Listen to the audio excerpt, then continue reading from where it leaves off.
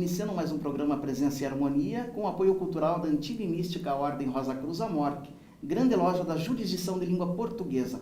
Hoje com um tema fascinante, um tema inclusive que há muito, pessoalmente, eu queria trazer no programa, porque tem muitos links com o próprio rosacrucianismo e com a tradição universal, que é o druidismo, né? Quem nunca se fascinou pelos druidas, pela história dos druidas, pelos celtas. E para falar disso, nós convidamos uma pessoa muito especial, uma autoridade no assunto, que é a Marina Holderbaum, formada em Ciências Sociais pela Universidade Federal do Paraná. Ela é estudante e praticante de druidismo da Druid Fellowship e do reconstrucionismo celta há mais de 10 anos e de paganismo há mais de 20 anos. Ela é organizadora do grupo Fine Nadaibre Protografe, da ADF, filiado à Irmandade Druídica Internacional.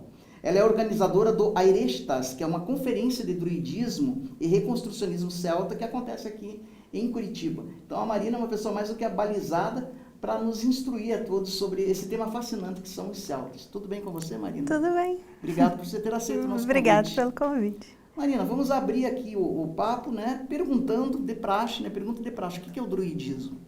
Como é que a gente pode definir? Então, o druidismo, na verdade, ele é muito difícil de ser definido porque existem vários grupos e esses vários grupos praticam de forma diferente. Então, existem vertentes que surgiram no século XVI, XVII, que a gente chama de renascimento druídico. Existem vertentes que nasceram nos anos 80, que já fazem um contraponto com essas. Existem novos grupos, no Brasil principalmente, existem grupos que já fazem uma linha totalmente diferente, que misturam xamanismo com druidismo.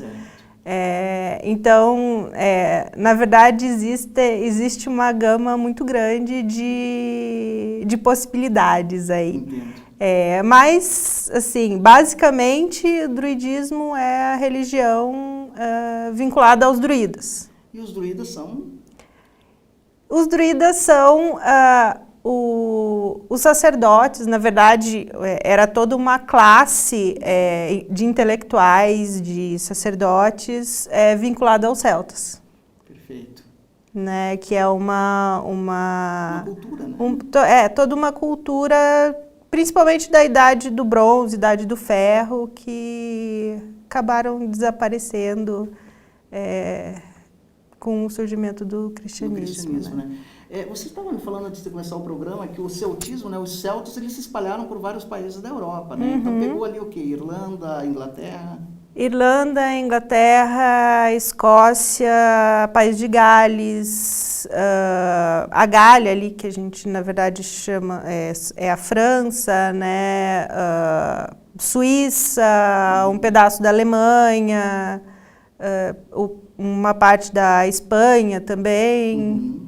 Então, eles praticamente bateram na portinha do César lá, dos romanos, mas não chegaram a invadir de fato a Itália, né? O Império Romano. Perfeito. Marina, a gente percebe assim, um fascínio muito grande quando se fala em celta, principalmente na contemporaneidade, a partir de obras que talvez não tenham muito a ver com os celtas, mas que se inspiraram, como a do Tolkien, né? O Senhor dos Anéis, que trabalha um pouquinho da mitologia céltica, a questão dos druidas e tudo. Esse reconstrucionismo celta, o que é? Né? O que é esse esforço de resgatar essa cultura? Então, né? Que se diz extinta, mas como é que funciona? Na verdade, assim, o modo de viver deles se extinguiu porque surgiu um novo modo de se ver o mundo. Sim. Né? Mas, claro, algumas coisas sobreviveram no folclore, os próprios monges cristãos compilaram mitos, e isso eles compilavam, na verdade, escreviam, né, o conhecimento que se tinha na época. E existiam outros monges que eram considerados os copistas, que eles passavam, como os documentos se degradavam muito, eles copiavam, eles tinham essa tarefa de ficar copiando os mitos para que eles não se perdessem. Só que muita coisa também foi alterada nesse processo, porque às vezes um achava, isso não pode ser colocado, porque isso é muito pagão. Entendo, né? Contra, então, assim, digamos que agredia os dogmas cristãos e tal. Então, daí muita coisa assim foi alterada nesse processo. Mas existe coisa assim para se resgatar, existe base para se construir, assim. E muito também da história, né, dos relatos do César, da arqueologia, cada vez mais tem sepulturas, sítios arqueológicos sendo descobertos, ou corpos em bogs, nos pântanos de turfas, né? Então, material tem. A questão é mais que esses materiais geralmente são acadêmicos, então precisa estudo, Claro. até para pegar o que é acadêmico, o que é mera informação histórica, que não tem nenhum objetivo de ser religioso, e usar isso para trazer para o religioso, para a cultura e conseguir fazer isso ter uma certa vida, que é o que o reconstrucionismo tenta fazer. Nós poderíamos falar no renascimento céltico, a partir desse esforço todo? O renascimento céltico, o que acontece? Lá pelo século XVI, XVII, começaram a formação das identidades nacionais, que os países começaram a se formar e a delimitar suas fronteiras. E daí e tinha todo aquele negócio da expansão marítima, então o contato com os indígenas e aquela ideia do bom selvagem, né? Que ele o selvagem é sempre bom e ele está sendo oprimido pela civilização. Certo. E os europeus queriam isso também para eles, então eles começaram a buscar no passado deles onde estava o bom selvagem europeu. Então eles acabaram encontrando os povos célticos. E daí surgiu todo um romantismo a respeito dos celtas, né? Para fazer essa construção de que eles tinham um passado glorioso e tal. Claro, muita coisa acabou sendo inventada. Existem até histórias de que os arqueólogos da época, quando estavam fazendo escavações, o que não interessava para o passado céltico, o que eles queriam demonstrar, eles destruíam. Olha só. Então, o renascimento druídico surgiu nessa época. Então, né, daí como existia essa exaltação dos celtas, do passado heróico, daí começou a brotar esse interesse pela religião e pela cultura também. Falando em religião, o que você conhece? Existe alguma literatura céltica que sobreviveu? O que você conhece das práticas religiosas dos celtas, né? Na verdade, sim, existem os mitos, tá? E a partir dos mitos existem pequenos detalhes que a gente consegue pegar assim e interpretar de uma maneira religiosa. Claro, existem nos mitos estão as histórias das divindades, as preferências dela, né? Tipo, que a divindade gosta, quais são suas características. Isso tudo a gente acaba usando. E pequenos detalhes, como, por exemplo, a gente tem um grupo de estudos, né, e a gente estava estudando o Tembó, que é desses mitos, assim, sobre um roubo de gado. E no Tembó, ele, em um certo momento, diz que uma carruagem estava num local e o cocheiro, ele fez uma volta para a direita, para atrair a boa sorte. Então, nisso a gente sabe que quando a gente está fazendo um ritual, a gente não vai fazer uma volta para a esquerda, porque a gente vai estar mandando a sorte embora. Interessante. Aí você vai reconstruindo mesmo, né, a partir dessas informações. Aqui, como é que o druidismo ele vê, você falou em divindades, né? Podemos falar numa religião politeísta, como é que ele vê essa questão das divindades? O druidismo, na verdade, sim. O reconstrucionismo é politeísta e animista. Tá. O druidismo que a gente faz, o da DF, é politeísta e animista. Perfeito. Tem outros grupos que não são. Perfeito. Tá?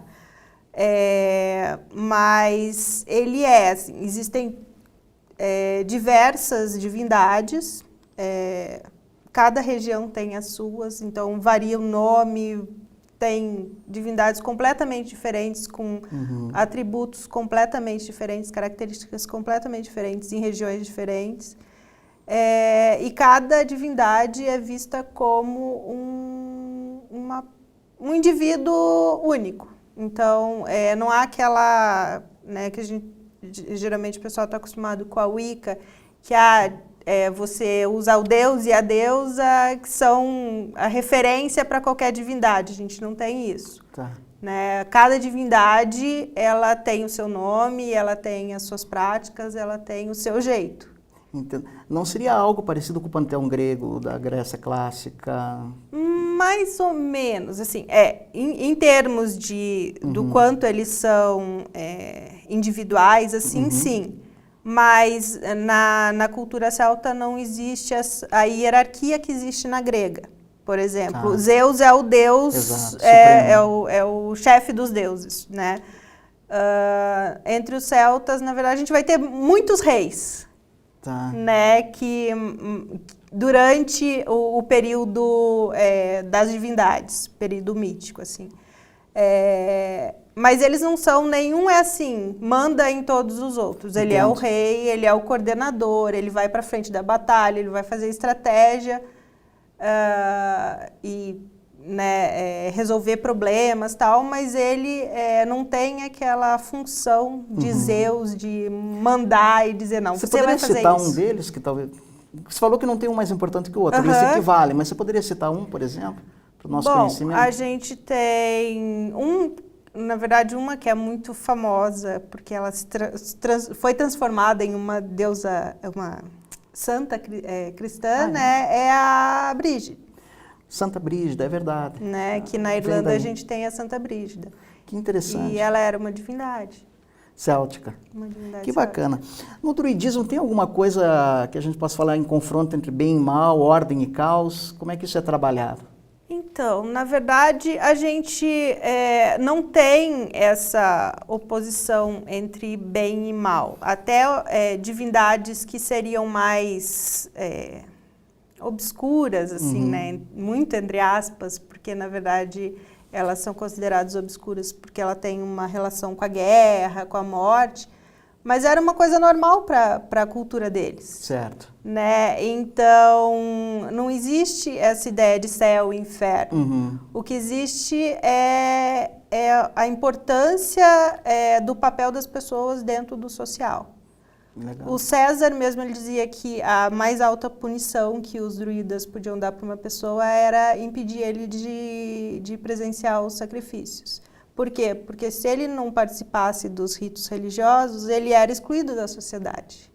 Sim, e isso seria a punição máxima. Essa é a punição máxima, porque ele não faz mais parte da sociedade. Ele não pode, se ele não participa da sociedade, ele não pode adquirir honra. E é a honra que define o status dele nesse plano e que ele vai levar para outro mundo. Então, um rei com grande honra, ele vai levar essa grande honra dele para outro mundo. Agora, existe alguma coisa parecida com um código de moral, assim, a ser observado?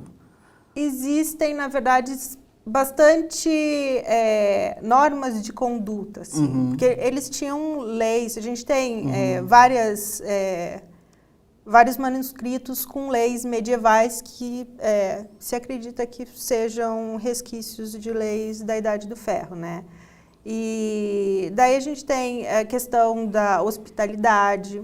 Uma pessoa podia, inclusive, perder toda a sua riqueza por excesso de hospitalidade. Olha só. Existia a lei de que você tem a obrigação de servir, de ser um bom anfitrião, mas você pode negar essa hospitalidade se quem estiver vindo estiver em grande número e você não puder dar conta daquilo. Porque senão você pode perder tudo que você tem. E tem histórias nos mitos que diz que reis realmente perderam tudo porque tinham hóspedes demais. Interessante isso. Então... Existe algum caminho de salvação, algum objetivo a ser alcançado, vamos dizer assim, espiritual, no druidismo? Olha, salvação não tem, porque a gente não tem essa noção de céu e inferno, né, não tem do que você possa ser salvo. Certo. Mas o objetivo é você adquirir honra, é você viver de uma forma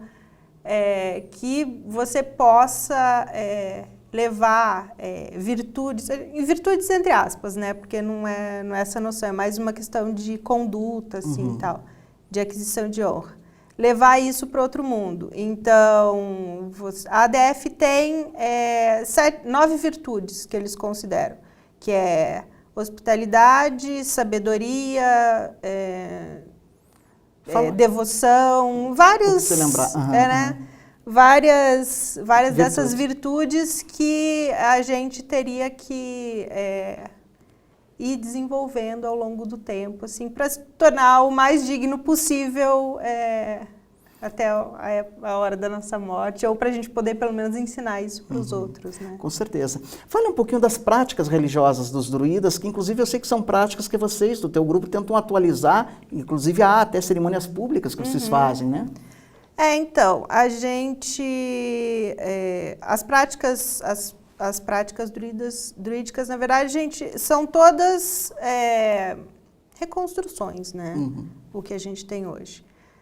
A gente tem, com certeza, 4 ritos que eram festivais grandes, que toda a comunidade, tribos ao redor iam participar, que é o Samhain, o Beltane, o Lughnasadh e o Oimel, que é o Oimbolc, que é o festival da Santa Brígida, né, hoje é Santa Brígida. E também a gente costuma comemorar os solstícios e equinócios, que por mais que a gente não tenha relatos deles de que eles realmente faziam esses rituais, a gente tem evidência das tumbas de passagem de Newgrange, ou das tumbas do Vale do Boyne, de vários desses megalitos que eram alinhados com os solstícios e equinócios. A gente falou até no Stonehenge, que é o mais famoso de todos, né? Que é muito associado aos druidas. Na verdade, sim, porque os druidas da Renascença começaram a utilizar, né, esses espaços. E se considera que os druidas os druidas da Idade do Ferro utilizavam, mas eles foram criados por sociedades anteriores a eles. Olha só. Uma coisa que eu acho fascinante no druidismo, Marina, você vai confirmar se isso é correto ou não, mas me parece que ele tem uma conexão muito forte com a natureza, né? E com a preservação da natureza e mais do que isso, com o culto à natureza. O que você pode falar para a gente disso? O que acontece?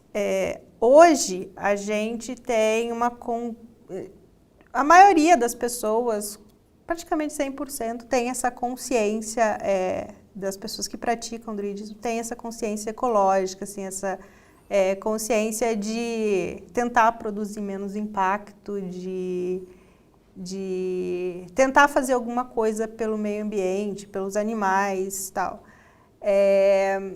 Mas a gente tem que ver que antigamente, na Idade do Ferro, não existia poluição, não existia efeito estufa, né? Então tinham matas para todos os lados, tal. Não existia essa depredação que existe hoje. Eles não tinham essa consciência ecológica do modo com que a gente vê, mas eles tinham um contato muito grande com a natureza, né? O Xi, que a gente, na verdade, em geral o pessoal fala as fadas, mas são, na verdade, os seres do Xi, que são os seres do outro mundo, né? Que são vinculados diretamente à natureza. Por exemplo, na Irlanda existem as fairy trees, as árvores de fadas. Olha que né? legal. Que são geralmente árvores isoladas em algum lugar, geralmente alto, que se acredita que existem fadas que moram ali.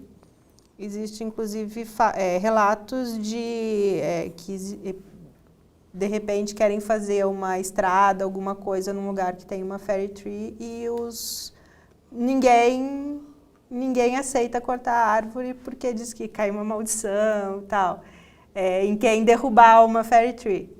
Então, tem toda uma questão que, por mais que eles não tivessem a consciência ecológica que a gente tem hoje, eles estavam muito vinculados a essa natureza. Isso é interessante. E nas práticas, por exemplo, como do teu grupo, né, que está ligado ao ADF, vocês procuram respeitar isso, procuram perpetuar isso? Sim, na verdade, sim, um dos grandes ensinamentos que a gente tem hoje é exatamente você aprender a respeitar a natureza. Porque, veja, na época dos celtas, os rituais eram feitos na natureza. Todos os templos eram em meio à natureza. Tem culto aos ancestrais, tem culto aos espíritos da natureza, as fadas, Como é que você vai entrar em contato e querer ter uma boa relação com um espírito que vive na natureza, com uma divindade que é cultuada em meio à natureza, se você está poluindo toda a natureza? Né? Não tem como. E no caso do seu grupo, né, que é o Finnanadairbre, vocês fazem cerimônias na natureza? Nós escolhemos um parque, nós fazemos no Parque da Barreirinha,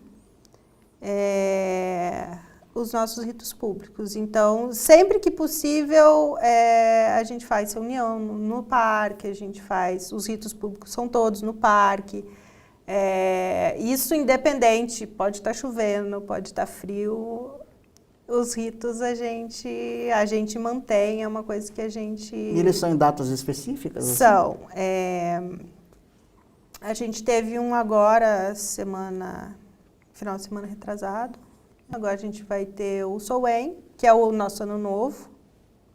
E qualquer pessoa pode participar, se nós quisermos lá visitar. Sim, são ritos abertos, né? E a gente geralmente pede para as pessoas mandarem um e-mail antes, tal, avisando, porque geralmente a gente imprime o roteiro, como vai ser o ritual, para levar para a pessoa, para ela saber o que está acontecendo e tal. Porque é importante também que a pessoa vai e não se sinta perdida, né? Com certeza. E não tem uma surpresa, não, mas eu não quero que isso aconteça, né? Não vai chamar o Deus cristão, né? De repente a pessoa vai e tem uma ideia errada e acha que é diferente. Então a gente tenta, assim, explicar tudo antes, dizer como que vai ser e tal, para que todo mundo se sinta à vontade também em participar. E como é que o druidismo lida com o conceito da sexualidade? Então, isso está muito presente hoje, né? Tem muitas religiões que desaprovam sexualidade, homossexualidade. Enxergam como um pecado, como uma coisa... Então, a gente, na verdade, não tem isso. A princípio, a sexualidade é particular de cada um. Então, não importa com quem de quem a pessoa gosta ou como ela gosta, claro, desde que sejam adultos e consensual, né? Mas a sexualidade é vista como uma coisa natural, é parte da vida, né? A gente aceita isso como uma coisa natural. Então, é bem tranquilo, assim. Inclusive, tem muitos homossexuais que participam de todos os grupos. É um lugar, assim, que a gente tenta acolher todo mundo, assim, sem discriminar ninguém. Uma visão muito bonita, inclusive, né? E para fechar o nosso programa aqui, Marina, né? O que é necessário para uma pessoa seguir, né? Se algum amigo de casa se interessou para seguir o druidismo? Na verdade, a primeira coisa é a pessoa... já está tendo uma certa introdução aqui do que é, né? Mas descobrir qual que é a vertente que ela vai gostar mais. Ela pode também experimentar, vai a um, vai a outro, ver o que ela gosta, para ela poder começar a se dedicar. Porque às vezes a pessoa vai não gosta, aí não gostei, odiei, não vou em nenhum mais. Não, tem 500 opções que ela pode, ou ela pode... estudar em casa, ela pode praticar. Tem muitos solitários, ela pode procurar estudar na casa dela, pode praticar criar um altarzinho em casa e praticar no altar dela, ou ir fazer oferendas na... E se alguém quiser assim, mais informações, o seu grupo específico, né, que é o Finina-Daibre, pode te descrever, entrar no seu site, inclusive já está aparecendo aí no vídeo os dados. Pode, claro, tem o site, daí tem o e-mail no site também, tem uma areazinha de contato, é só mandar o e-mail para o fininadaibre@gmail.com. E se quiser também, tem o site da ADF. Infelizmente, por enquanto, a gente está trabalhando nisso. É tudo em inglês, né? Mas a gente está começando a fazer as traduções e tal. Esperamos que em 2016 pelo menos o primeiro treinamento já possa ser em português. Que legal, que seja bem sucedido então. Olha, Marina, foi um prazer te entrevistar. Que pena que o tempo é nosso inimigo aqui no programa. Eu queria falar, por exemplo, para quem não sabe, ela tem uma espécie de grife, né? Vocês viram como ela está vestida, ela trabalha com orivesaria, ela tem aí os adereços que ela trouxe, que tem significado, mas vai ficar para o próximo programa. Claro. Mas a gente te agradece muito e as dúvidas que possam surgir vão ser repassadas a você. Né? Quero que você venha outras vezes ao programa para a gente continuar esse assunto que é muito fascinante. Lembrando que uma revista O Rosa Cruz, nossa, da Amorque, recente, abordou o druidismo, até quero te repassar essa revista depois. Nosso e-mail, você não deve se esquecer, que é o presenceharmonia@amorque.org.br, sempre receptivos aí a todas as suas ideias e dicas. E agora, no final do programa, você fica com a dica cultural da Vivian Tedardi. Até o nosso próximo encontro. Dicas culturais com Vivian Tedardi. Olá! Nossa dica cultural de hoje é o livro A Busca do Graal, Empenho de Transcendência, de Early de Motte. Lenda, história ou símbolo da via iniciática. O Graal, desde sempre, exerceu grande fascínio sobre os que buscam compreender algo mais sobre o cálice sagrado. Livro indispensável para quem pesquisa o tema. Agradecemos a sua participação no programa Presença e Harmonia e até o nosso próximo encontro. Paz profunda!